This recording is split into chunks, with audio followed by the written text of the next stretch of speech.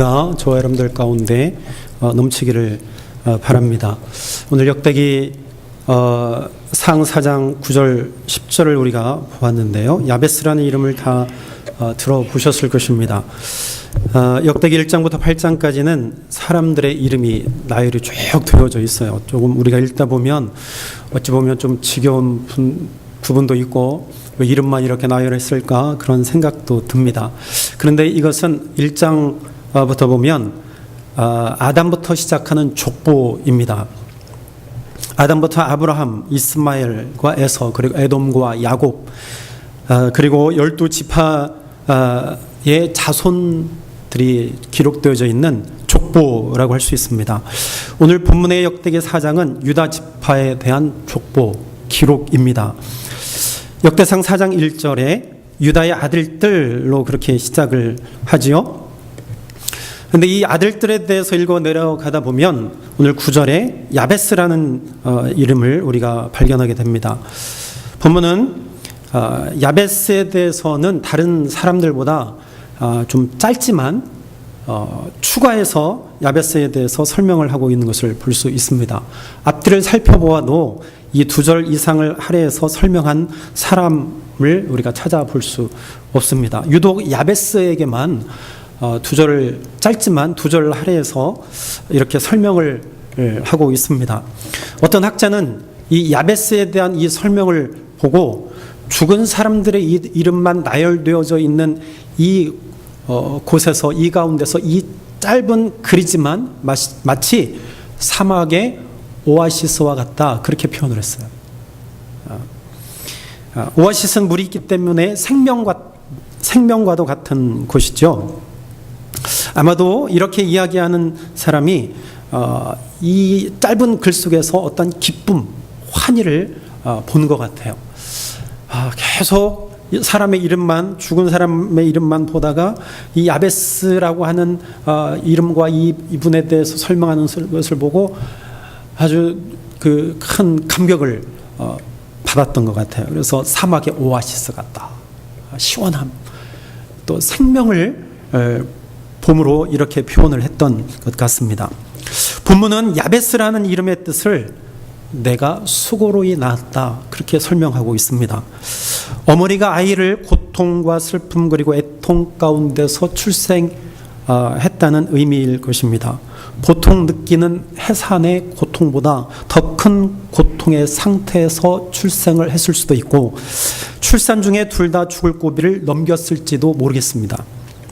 그게 아니라면 외부적인 환경이나 상황이 굉장히 위험했을 수도 있었을 것입니다. 아무튼 야베스의 이름으로 알 수 있는 것은 아주 고통 가운데, 어려운 가운데서 아이를 얻은 것만은 분명해 보입니다.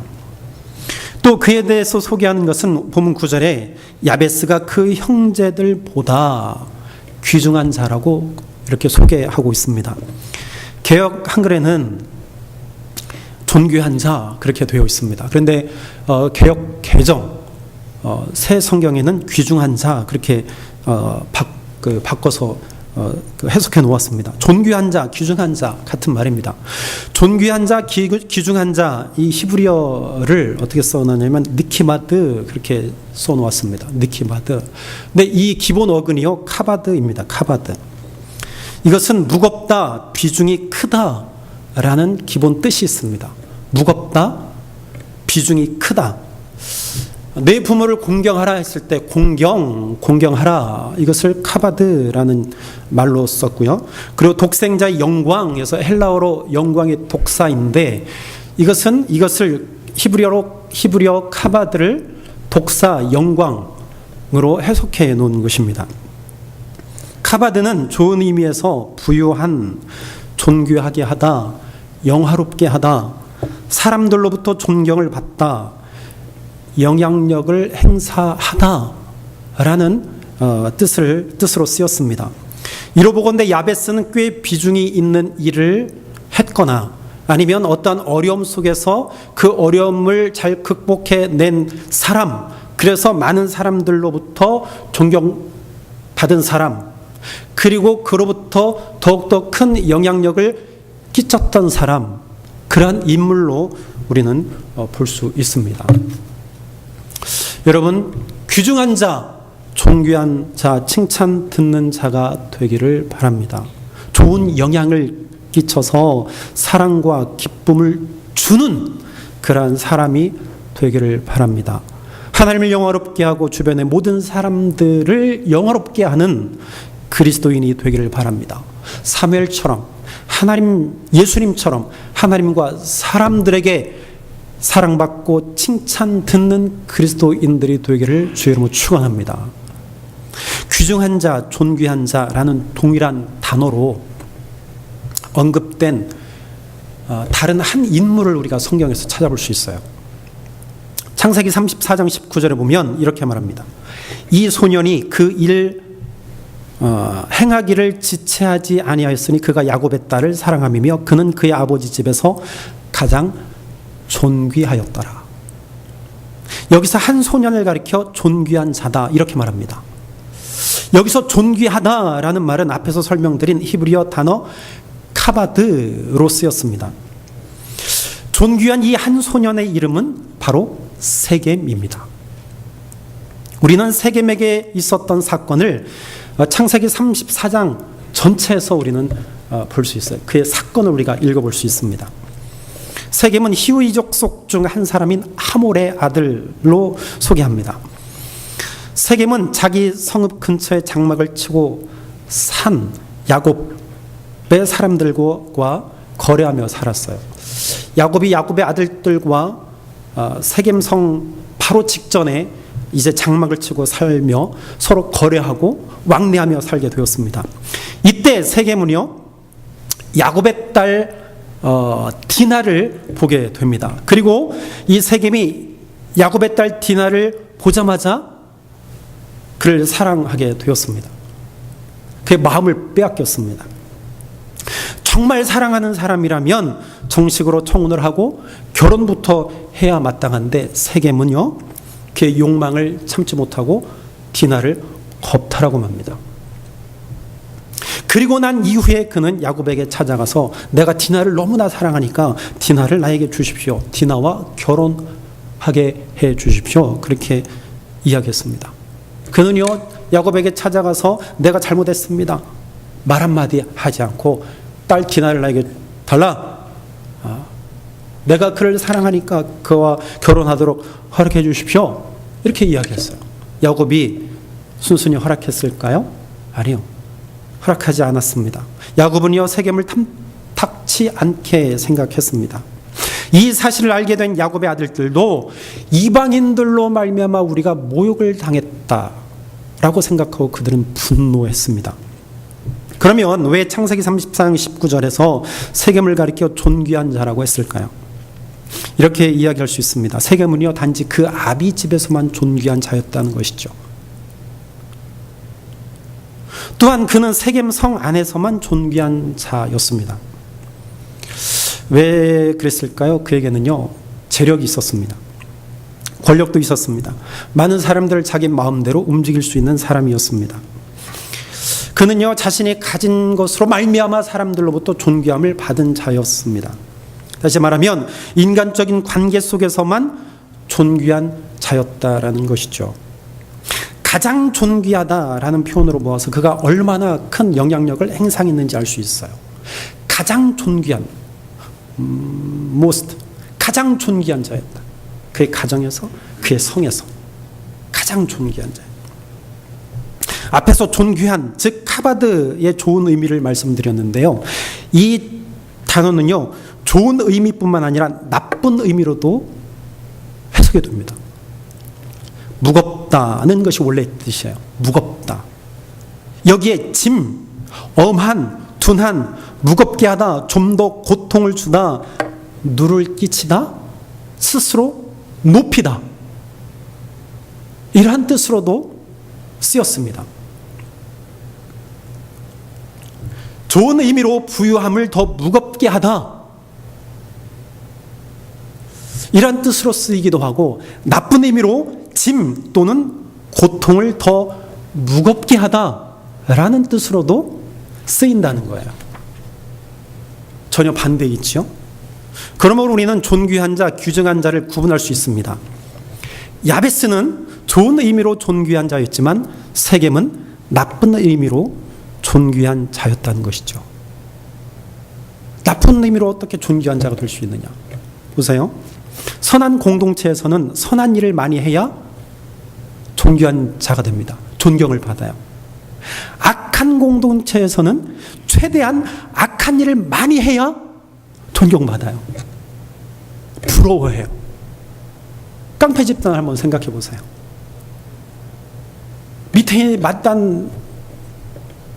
아주 밑에 있는 사람들이요, 위에 있는 사람 부러워합니다. 좋은 일에서 부러워할까요? 아니요. 어떻게 하면 그들은 힘을 써서, 내 힘을 이용해서 어떻게 하면 무기를 들고 폭력을 행사해서 내 것으로 만들까? 어떻게 했으면 저렇게 높은 자리에 올라갔을까? 그거 보고 부러워해요. 그래서 그 사람들을 존경한다는 것이죠. 그러면 악한 집단, 악한 공동체 안에서도 이 존경이란 단어를 사용할 수 있다는 것이죠. 같은 존귀한 자라고 해도 행하는 일이 전혀 다르고 영향을 끼치는 것도 전혀 다른 것입니다. 또한 그 결과도 전혀 다르게 나타난다는 사실입니다. 세겜이 아버지의 집에 어떻게 고통과 슬픔의 무게를 더욱더 무겁게 했는지 우리는 창세기 34장 후반부에서 우리는 발견하게 됩니다. 세겜은요, 디나를 얻기 위해서 야곱 집에서 제안한 할례, 그걸 행합니다. 이제 야곱 디나를 우리에게 주십시오. 그리고 이것으로 인하여서 당신 집안과 우리 집안 서로 왕래하면서 이제는 결혼할 수 있게 우리가 그러한 일들 만듭시다. 그렇게 제안을 했어요. 그러니까 야곱 집에서 그러면 할례를 행하라.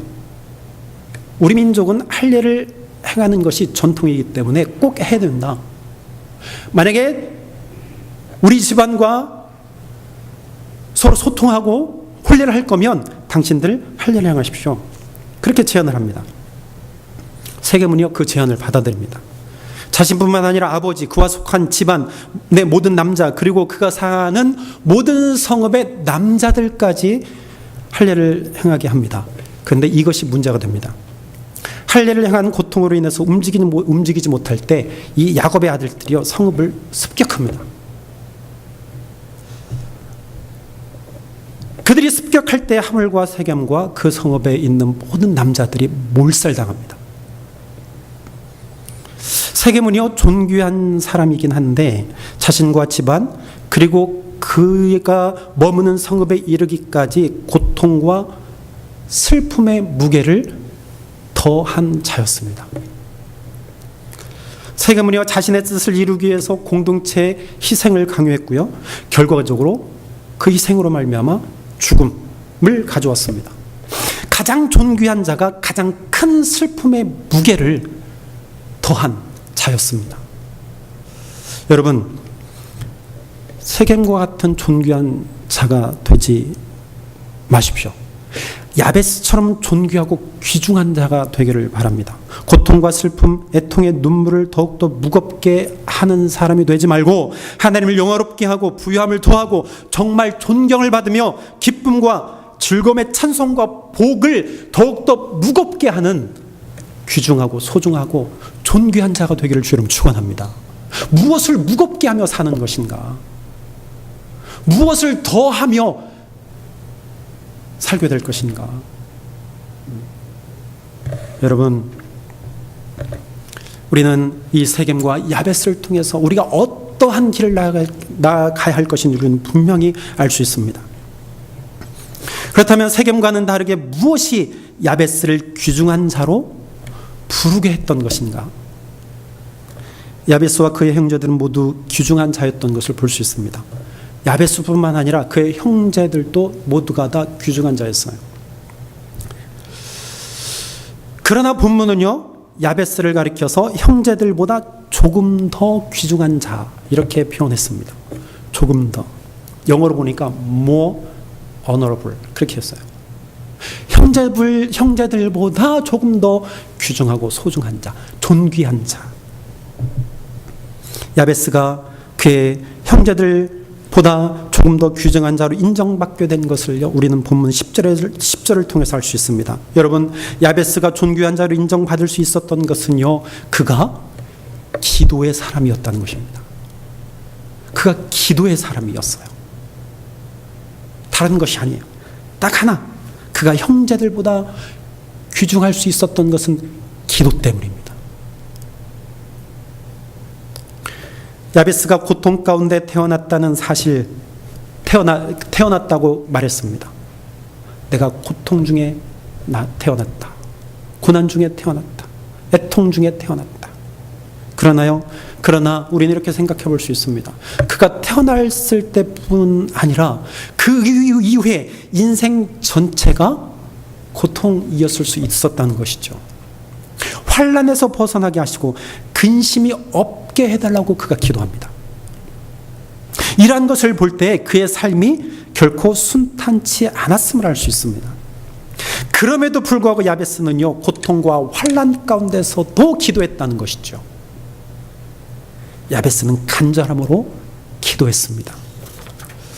야베스는 기도함으로 자신뿐만 아니라 가정과 가문에 하나님의 복을 더욱더 무겁게 했습니다. 기도함으로 자기 자신뿐만 아니라 가정과 가문을 영화롭게 했습니다. 야베스는 기도함으로 그 누구보다도 존귀한 자, 귀중한 자가 되었습니다. 본문 10절에 야베스가 이스라엘 하나님께 아뢰어 이르되 하나님이 그가 구하는 것을 허락하셨더라, 이렇게 말합니다. 야베스는 기도에 대해서 알고 있었고 기도하기를 실천한 사람이었습니다. 야베스는 기도할 때 누구에게 기도했느냐? 이스라엘 하나님께 기도했습니다. 야베스에게 이스라엘 하나님은요, 어떠한 하나님이셨느냐?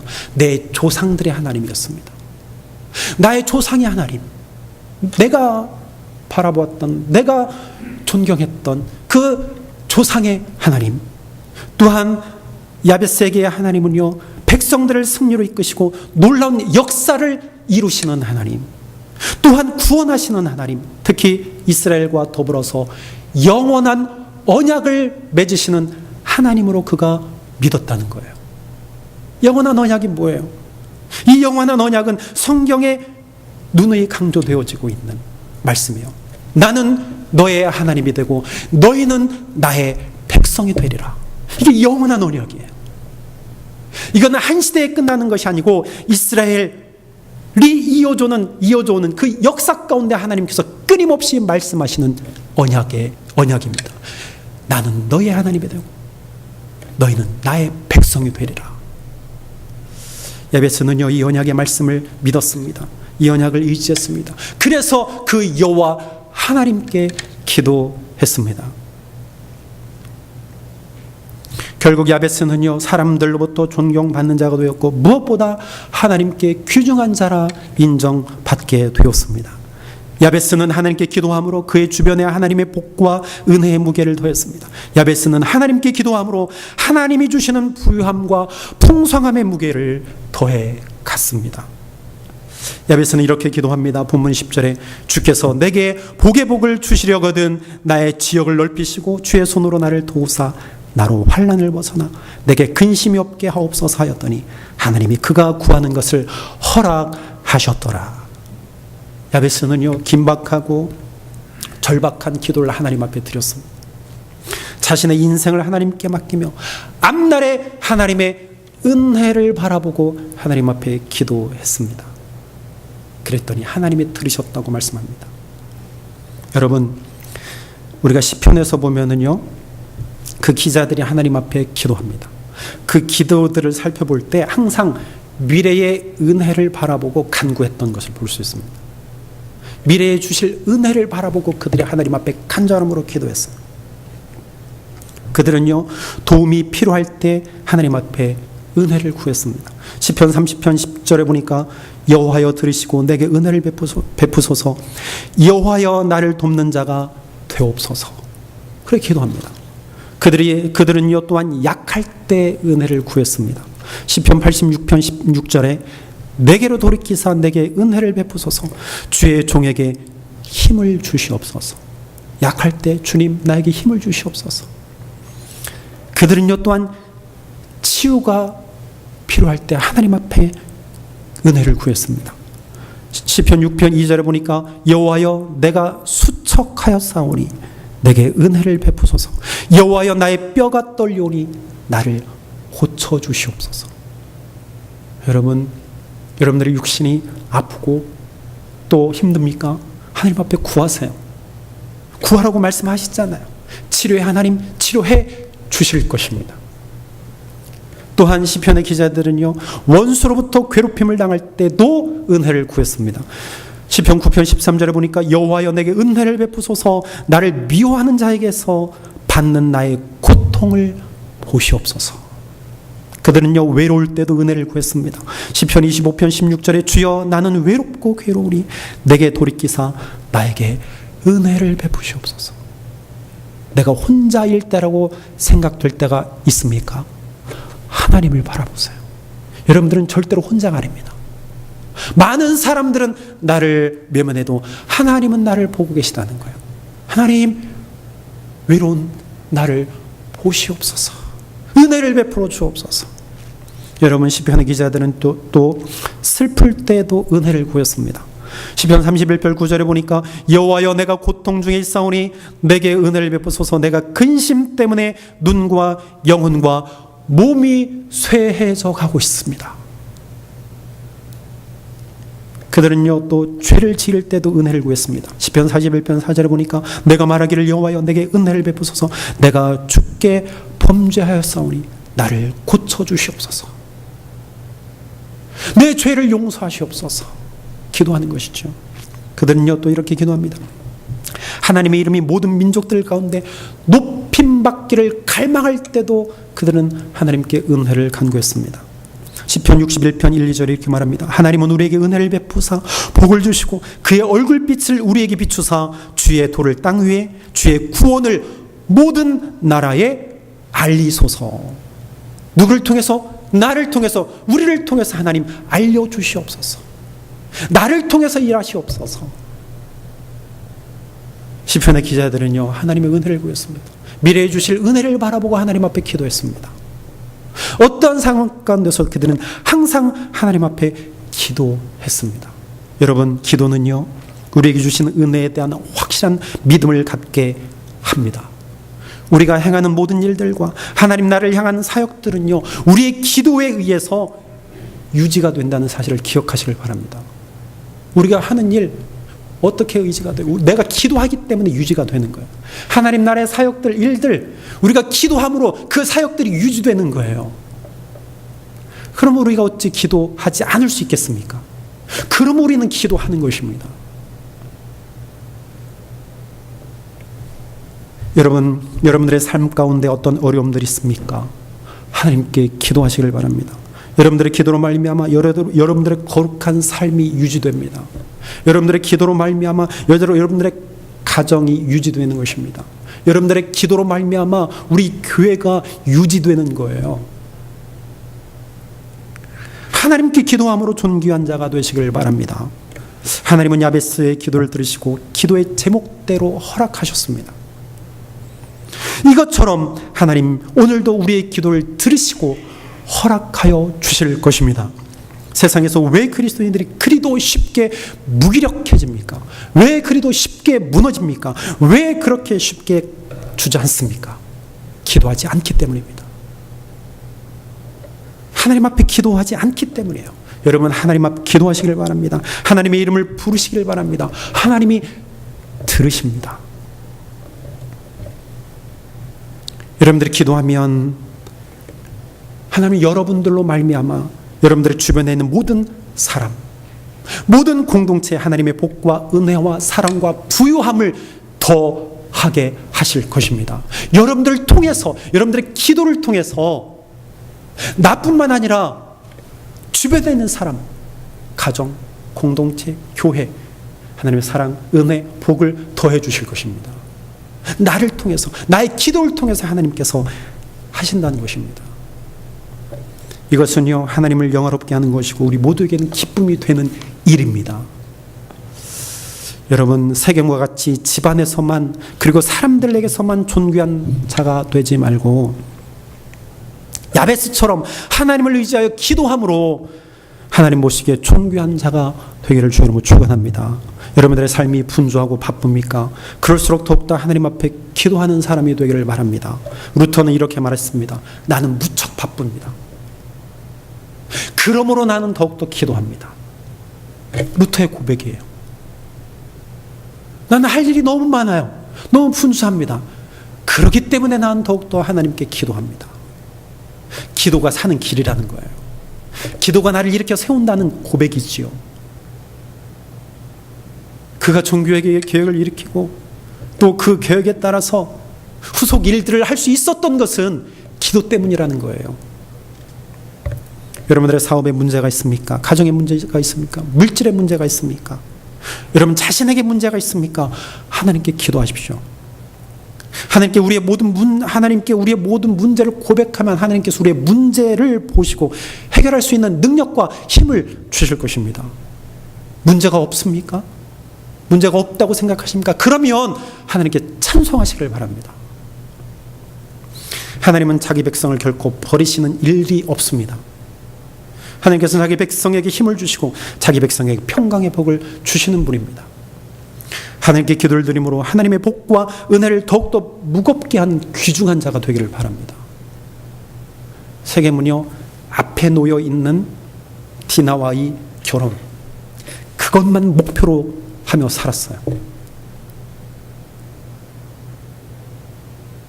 잠시 즐거움을 위해서 살았습니다. 그렇게 귀중한 자가 되겠습니까?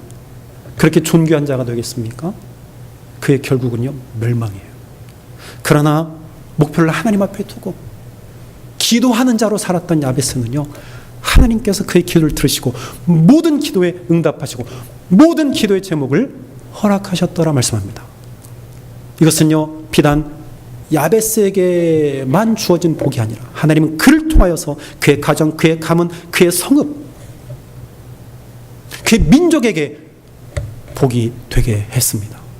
그러므로 나에게 주어진 사명이 너무나 놀랍고 너무나 귀합니다. 기도하십시오. 기도해야 됩니다. 기도하는 사람으로 승리하게 되기를 주의 이름으로 축원합니다. 기도하겠습니다. 우리 함께 기도할까요? 우리 이렇게